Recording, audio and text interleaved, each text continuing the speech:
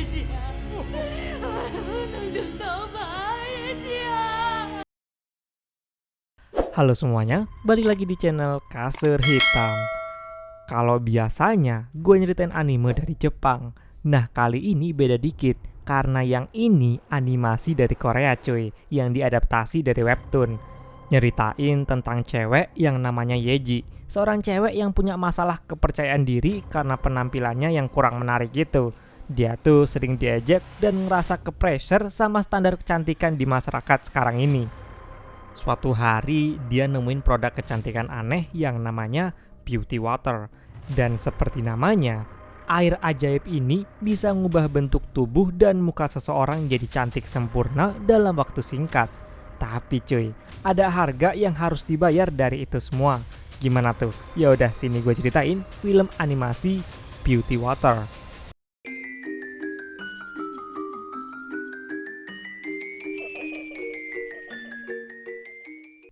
Film dimulai sama si MC yang namanya Yeji.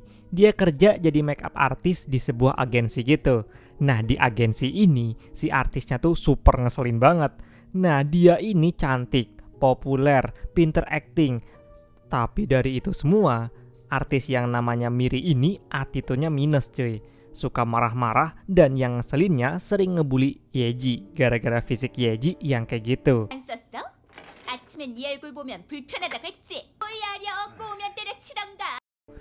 Digituin tiap hari, si Yeji ya pasti tertekan dan kesel sendiri. Sampai suatu hari ketika di agensi ini kedatangan talent baru yang namanya Jihun. Begitu ngelihat ke arah Yeji, Jihun auto terkesima karena ngelihat nih cewek walaupun fisiknya kayak gitu, tapi dia punya mata yang indah banget. 눈동자 색깔이야. 이런 색은 처음 봐요. Dipuji sama cowok ganteng kayak gini, Yeji auto baper parah dan terus-terusan kepikiran. Dia bahkan langsung jatuh cinta sama Jihun. Miri ngelihat Yeji dipuji gitu malah makin panas. Dia nyuruh Yeji pergi dari ruangan itu. Kata dia, Yeji tuh cuma ganggu pemandangan aja. Di depan ruangan tadi, Yeji langsung nangis sejadi-jadinya karena dihina kayak gitu. Tiba-tiba Jihun nyamperin dan ngehibur Yeji. Bahkan Jihun minta Yeji make upin dia di situ, yang mana nambah ngebuat Yeji makin klepek-klepek. Yeji ceritalah kalau dia tuh dulunya seorang penari balet pas kecil, tapi dia gagal karena ngerasa fisiknya kalah dari yang lain. Abis ngedenger cerita itu, Jihun pun akhirnya dipanggil buat syuting bareng Miri. Yeji yang ngeliat mereka berdua syuting bareng pasti iri banget. Tiba-tiba kru TV minta bantuan ke Yeji karena kekurangan orang. Yeji cuma bisa nurut karena tuntutan pekerjaan. Ternyata Yeji disuruh jadi bintang iklan juga, tapi iklan lain. Di sini Yeji disuruh makan makanan junk food gitu. Mungkin dia dipilih karena fisiknya yang kelihatan doyan makan gitu. Pas balik ke apartemennya, Yeji papasan sama orang-orang. Beda banget perlakuan yang didapat gara-gara fisiknya Yeji yang kayak gini. Orang-orang mandang rendah Yeji ini. Yeji ini masih tinggal bareng orang tuanya. Pas udah di kamarnya, bukannya dia olahraga atau berusaha buat nurunin berat badannya, dia malah pakai akun anonim buat komen di akun-akun artis, ngehujat sambil nyebar fitnah ke para artis ini kalau mereka tuh udah operasi plastik lah, sedot lemak lah, dan lain-lain. Pokoknya nih cewek tuh seneng lah kalau disuruh ngehujat artis-artis yang kena skandal gitu. Tapi pas si Yeji ini scroll-scroll sosmed, dia terkejut ketika ngeliat muka dia yang ngiklanin junk food tadi ternyata viral dan dibuatin meme sama para netizen.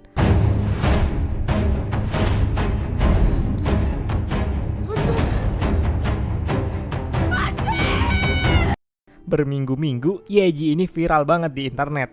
Bahkan orang-orang dari TV pada ngedatengin tempat tinggalnya.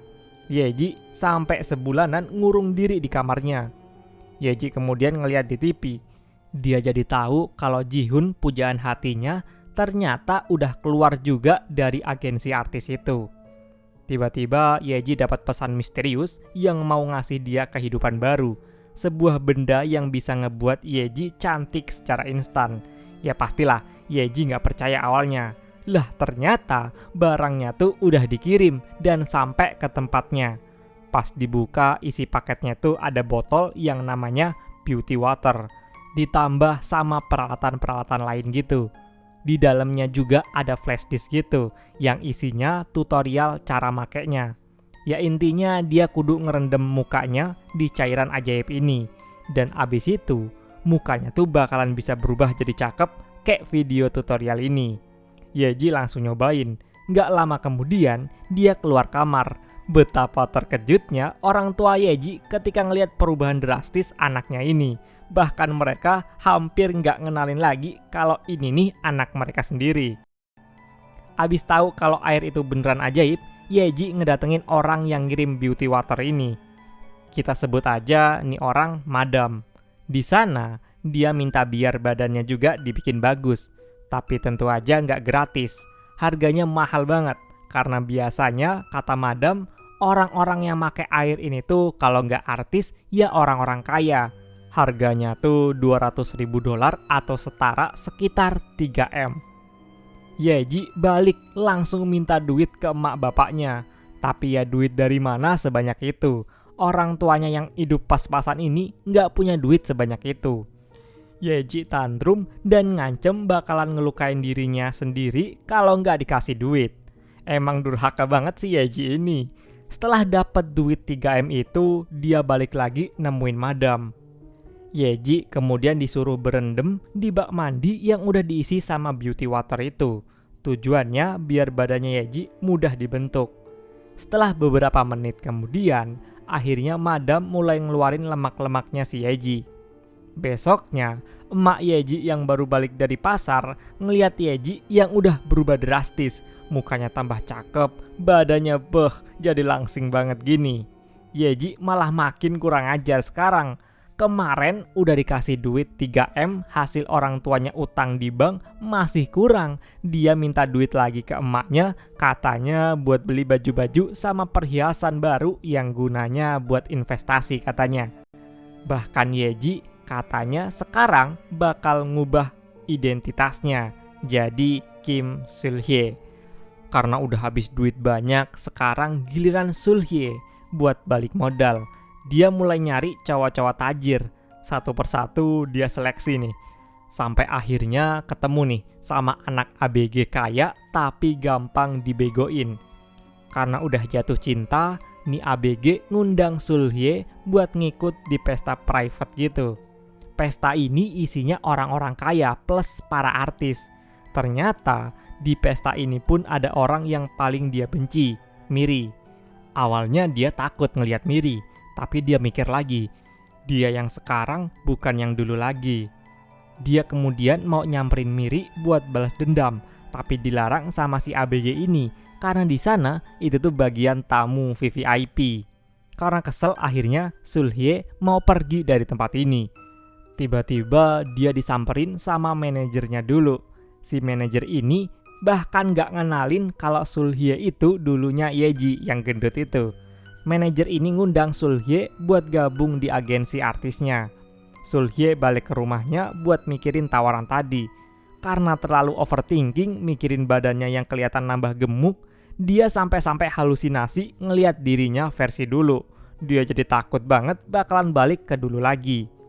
Sul-hye pun pakai botol beauty water terakhirnya buat dia pakai biar tubuhnya tetap langsing. Emaknya ini udah bilang kalau Sul-hye masih cantik-cantik aja dan ngomong biar Sul-hye tuh olahraga aja biar badannya kejaga. Nih cewek tuh malah ngeyel. Dia tuh maunya yang instan-instan aja karena takut badannya bakalan balik jadi kayak dulu lagi. Dia pun berendam di bak mandi itu dan pakai alarm biar durasinya pas seperti tutorial. Apesnya HP dia malah habis baterai yang ngebuat Sul-hye tidur kelamaan. Bangun-bangun kita dibuat kaget karena badannya Sul-hye malah jadi meleleh gini cuy. Orang tuanya shock ngeliat ini. Mereka mau lapor polisi juga bingung gimana ngejelasinnya. Akhirnya orang tuanya itu punya ide yang sangat wah banget. Mereka ngorbanin daging mereka sendiri dan dipasang ke tubuhnya Sul-hye biar anaknya bisa pulih. Bangun dari pingsannya, Si Sulhye ini ngelihat badannya sama mukanya udah nggak ngebentuk lagi. Bukannya terima kasih sama orang tuanya karena bisa bikin dia punya daging lagi, si Sulhye ini malah langsung pergi buat nemuin madam, biar badannya bisa jadi normal lagi secara instan. Dia cuma bawa duit dikit, ya pastilah langsung ditolak sama si madam. Operasi kecantikannya itu kan butuh duit banyak. Lagian badannya Sulhye rusak gara-gara salahnya dia sendiri. Sulhye ini bahkan rela sujud-sujud biar disembuhin. Akhirnya karena kasihan, madam pun setuju buat bantuin Sulhye. Ternyata madam cuma ngebenerin muka sama tangannya Sulhye aja. Sisanya bakalan dibenerin kalau Sulhye ngebawa duit banyak. Si madam sampai nyebut kalau si Sulhye ini orang gendut yang maunya serba instan doang. Dibilang kayak gitu, Sulhye auto ngamuk gak terima. Sulhye pun ngebunuh madam di tempat ini. Abis ngebunuh itu, dia akhirnya ambil alih semua air ajaib yang ada di tempatnya madam. Sulhye pun akhirnya berhasil ngebalikin tubuhnya jadi mulus lagi. Berkat air ajaib plus make daging dari mayatnya si madam. Orang tua Sulhye lagi nonton TV tentang berita kalau banyak cewek yang akhir-akhir ini hilang secara tiba-tiba. Sulhye sekarang udah jadi artis sukses cuy. Jadi bintang iklan di mana-mana berkat kecantikan tiada taranya ini. Sulhye iseng nanya ke manajernya, "Kemana Miri? Kok nggak kelihatan akhir-akhir ini?" Manajernya bilang kalau udah beberapa hari ini Miri nggak bisa dihubungin, tapi masih sempat update selfie mukanya di sosmed. Sulhye pun pergi ke supermarket buat beli makanan. Tiba-tiba dia papasan sama Jihun, cowok pujaan hatinya dulu. Dari situ, Sulhye mulai PDKT sama Jihun. Dia nanya ke Jihun, kenapa pas itu dia keluar dari dunia artis. Jadi katanya dulu tuh dia sempat ngeliat sisi gelap dunia artis. Karena itulah dia langsung keluar dari agensinya itu. Abis nyeritain itu semua, si Sulhye jadi ngerasa kasihan dan akhirnya dia nembak Jihun buat jadi pacarnya. Dan dua orang ini pun akhirnya resmi pacaran. Hubungan mereka makin hari makin mesra. Tapi suatu ketika Sulhye mulai jadi gila karena saking overthinkingnya bakalan jadi jelek lagi. Dia ngelihat mukanya tuh mulai meleleh. Dia pun balik dan mau berendam pakai air yang dia dapat dari rumahnya madam yang udah dia bunuh itu.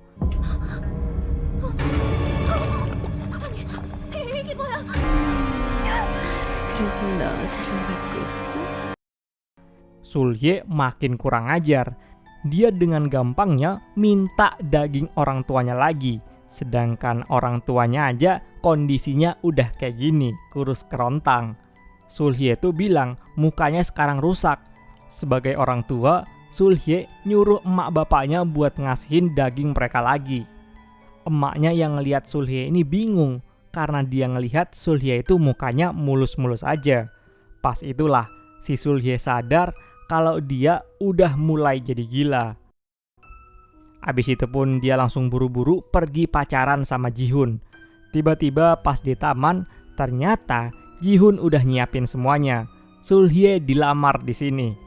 Jihun pun kemudian ngajak calon istrinya ke tempat tinggalnya buat pertama kalinya. Sulhye nanya, kok foto Jihun gak ada di mana-mana, bahkan di foto keluarganya juga gak ada. Jihun kemudian ngejelasin kalau foto itu tuh diambil pas dia belum lahir. Jihun kemudian pergi ke dapur mau bikin dessert buat Sulhye. Tiba-tiba pas di dapur nih cewek ngedenger suara aneh cuy. Tapi Jihun bilang kalau dia cuma salah denger aja.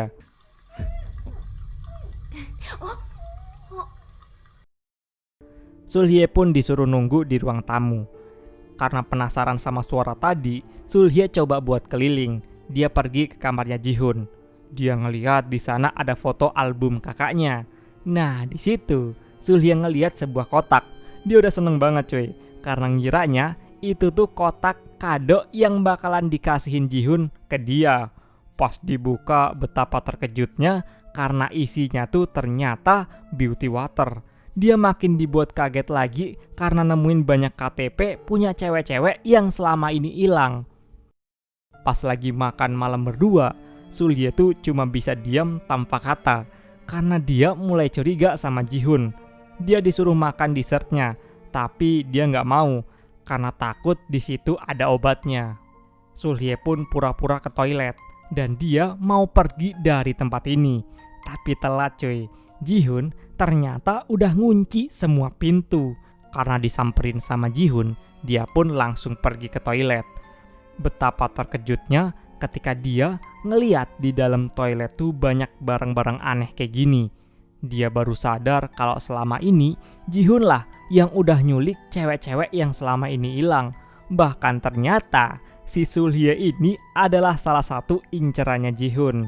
Pertemuannya itu ternyata bukan secara nggak sengaja, tapi emang disengaja sama Ji-hoon. Sulhye pun ketangkep. Ji-hoon pun ngungkapin dirinya yang sebenarnya. Ji-hoon dulunya tuh punya muka yang jelek gitu. Dia udah ngelakuin segala perawatan tapi mukanya tetap aja jelek. Sampai akhirnya dia dapat air ajaib itu. Dari situlah Ji-hoon jadi terobsesi sama kecantikan. Makanya dia mulai ngeburu cewek-cewek cantik yang tujuannya buat dia taruh di badannya kayak gini. Miri, artis yang sombong itu juga ternyata ada di tubuhnya Ji-hoon. Dia taruh khusus di pahanya. Jadi alasan Sulhye diincer karena mau diambil mata indahnya. Besoknya kita diliatin si manajer yang mau ngerekrut cewek buat join ke agensinya. Si cewek ini punya bibir yang sangat aduhai cuy. Kemudian difotolah sama manajer ini buat laporan ke atasannya kalau dia udah nemuin cewek yang cocok.